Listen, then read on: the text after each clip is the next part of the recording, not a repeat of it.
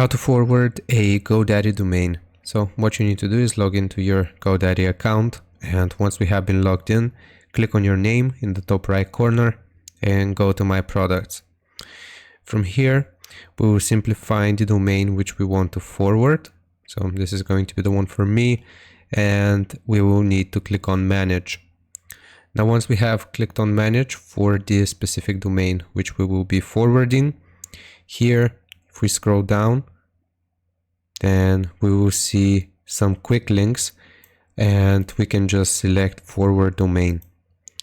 Now once we have this option selected, it's going to show us this.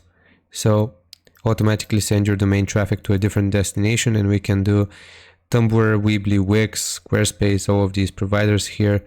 And at the very bottom, you will see forward to any site. So here we'll just type out the address which we want. So I'll do www.youtube.com.